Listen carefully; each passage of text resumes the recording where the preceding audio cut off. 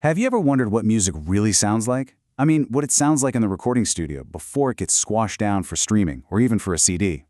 You know, a lot of people think that to get that kind of quality, you need to spend thousands of dollars on some crazy specialized gear. But what if I told you that the key to unlocking that studio master sound is probably sitting on your desk right now? Yep. Today, we're going to dive into how to turn your good old PC into an honest-to-goodness, high-fidelity audio powerhouse. All right, so here's the plan. We're going to start with what perfect sound even means, then we'll decode the tech behind it.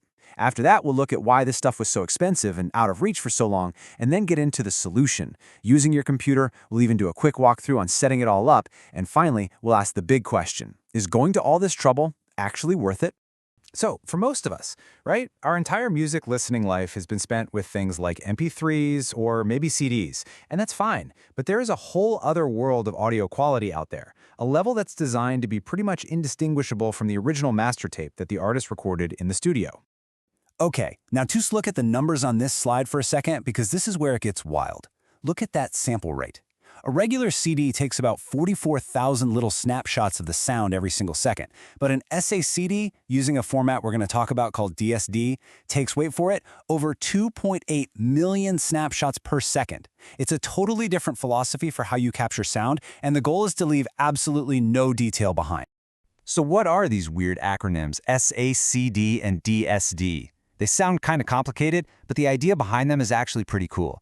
Let's just break down what they are and how they work together to create this amazing sound. First up, you've got the SACD, the Super Audio CD. The easiest way to think about this is that it's just the physical disc. It's the container, right? It looks just like a CD, but because it can hold about 4.7 gigs of data, it has something like 7 times the capacity. It was built from the ground up to be the delivery truck for this super high-quality audio. And the audio that's on that disc is called DSD, which stands for Direct Stream Digital. So if the SACD is the container, DSD is the language the music is actually written in. So when you hear about people ripping an SACD, they're not getting a normal music file. They're pulling out that raw DSD data, and it usually ends up in a file that ends in .dff or .dsf. Now this right here, this really gets to the heart of it. Pretty much all digital audio you've ever heard, CDs, WAV files, you name it, is PCM. It takes big 16-bit snapshots of the sound's volume, but it does it less often. DSD is the opposite. It takes incredibly fast but tiny 1-bit snapshots. So why does that matter? Well, the people who love DSDs say its method is way simpler and avoids a bunch of digital filtering that can, in theory, add a tiny bit of harshness to the sound. DSD's whole goal is to sound smoother, more natural, more like the original analog recording. So you might be thinking, okay, if DSD is so amazing, why aren't we all using it? Why isn't it everywhere? Well, that wasn't an accident. The whole system was actually designed from the start to be exclusive and really hard to get your hands on. Yeah, here's the kicker. The whole thing was a closed ecosystem. Basically, in the war against music piracy, Sony and Philips designed SACDs to be completely unrippable. You had to buy their expensive, dedicated players just to listen to them. This basically locked the format away, making it a niche product for a small group of super serious and usually wealthy audiophiles. But, you know, as we've all learned, no digital lock stays locked forever. And once this one was picked, well, the game completely changed. The moment hackers finally cracked the SACD encryption, those amazing high-resolution DSD files were set free. And this really kicked off a revolution in the audio world, a movement that people started calling PC-Fi, where your computer stops being just a computer and becomes the actual heart of a high-end stereo system. And the single most important piece of gear in this whole setup is something called a DAC, a digital to analog converter. Now, technically your computer already has one. That's what the headphone jack is. But let's be honest, it's usually not very good. An external USB DAC is different. It's a device that's built for one job and one job only, to take that perfect digital signal from your computer and turn it into a really clean, really powerful analog signal that your headphones or speakers can use. And what's great is that the setup is way simpler than you'd think. The DSD file just lives on your computer's hard drive. Then, a special piece of software reads that file and sends the raw, untouched digital data out through a normal USB cable to your external DAC. The DAC does all the heavy lifting, the conversion, and then you just send that beautiful analog signal to your amp and speakers. Your PC literally becomes a high-end music server. So how do we actually do this? Let's get practical. We're going to walk through the setup using what is probably the most powerful and, best of all, completely free audio player for the job, Fubar 2000. Right out of the box, FooBar 2000 has no idea what a DSD file is, so we have to teach it. And we do that by adding a couple of free plugins they call components. The big one is the SACD input component. That's what lets the software actually read the DSD files.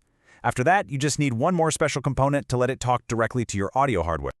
Now, this step is actually super important. Just think about it for a second. Your computer's operating system, like Windows, is always juggling sounds, right? You've got your music playing, but also system dings, notifications, maybe a YouTube video in another tab. It mixes all that stuff together, and that can mess with the quality. So to get around that, we use something called WASAPI or ASIO. These modes create a private exclusive pipeline directly from your music file straight to your DAC. It's called bit-perfect playback, and it means literally nothing else in your computer can touch that audio signal. Okay, this is it, the final crucial setting. You just have to tell the software what to do with the DSD data. If you have a DAC that's DSD capable, you can tell it to send that pure, raw DSD stream directly to it. But if your DAC doesn't support native DSD, it's no big deal.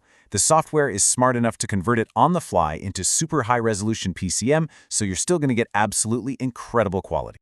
So there you have it. With a little bit of free software and a decent USB DAC, you've basically unlocked the door to the very top tier of digital audio.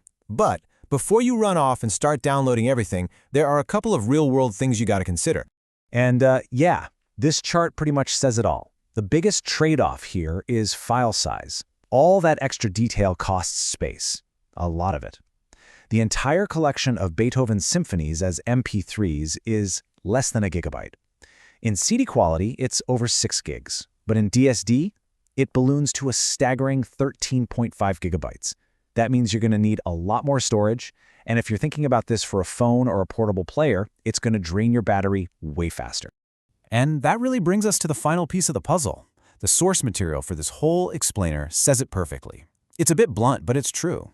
The quote says that without a decent audio system, a good DAC, a clean amplifier, and good headphones or speakers, you just won't hear the difference.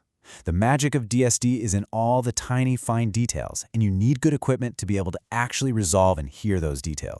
So that really leaves us with one last thing to think about. The path to hearing studio-quality sound is, without a doubt, more accessible and cheaper than it has ever been. You don't need a system that costs as much as a car anymore. You just need your PC, a decent DAC, and that desire to hear music exactly as the artist and engineer heard it in the studio. The only question left is, in a world that's built around convenience and streaming, is that pursuit of perfection something that actually matters to you?